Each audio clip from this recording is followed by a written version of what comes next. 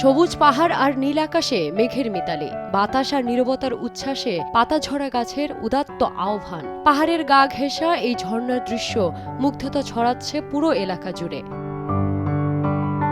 খাগড়াছড়ি জেলা সদরসহ মাটিরাঙ্গা ও দীঘিনালা উপজেলায় নজর কাটছে তৈদুছড়া, শিলাছড়ি, তোয়ারি মাইরাং, রিসাং সহ একাধিক ঝর্ণা। এক একটি ঝর্ণার উচ্চতা প্রায় ৮০ থেকে ১৫০ ফুট। এখানে বিভিন্ন ডিস্ট্রিক্ট থেকে লোক আসে, পর্যটক আসে এটা প্রকৃতির সৌন্দর্য উপভোগ করার জন্য। যারা প্রকৃতিকে ভালোবাসে, যারা প্রকৃতি প্রেমী, তাদের আমি মনে করি অন্তত পক্ষে একবার হলেও এই খাগড়াছড়ির রিসাং ঝর্ণায় ঘুরে যাওয়া উচিত। টিভিতে দেখেছি, ইউটিউবে দেখেছি, বাট সামনাসামনি দেখার মজাটাই আলাদা, ডিফারেন্সটাই আলাদা। তো আমার কাছে হচ্ছে সবার কাছে যে আপনারা ছুটি পেলে বা সময় পেলে এখানে আসবেন। যারা ট্রেকিং পছন্দ করে, অ্যাডভেঞ্চারাস, তারা এইটা আসতে পারে, কারণ এইটার আসার রাস্তাটা খুবই রোমাঞ্চকর।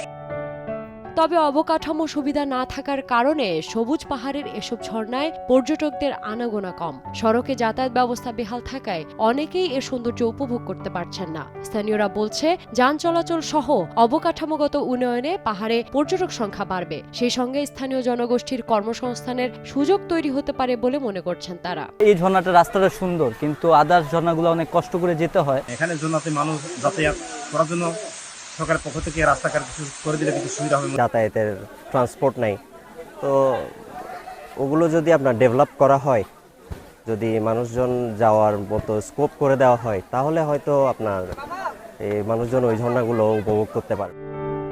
ঝর্ণা কেন্দ্রিক এসব অঞ্চলকে আরও সমৃদ্ধ করতে নানা উদ্যোগের কথা বলছেন জেলা প্রশাসক। সংশ্লিষ্টরা মনে করছেন, অবকাঠামো উন্নয়নে পর্যটন নির্ভর এসব এলাকায় অর্থনীতি বিকাশের দারুণ সুযোগ তৈরি হবে। আমাদের এই ঝর্ণাগুলো যাতে আমরা সংরক্ষণ করতে পারি, পাশাপাশি এখানে যাতে পর্যটক উপযোগী আমরা নিরাপদ পরিবেশ তৈরি করতে পারি, সেই নিয়ে আমরা কাজ করছি।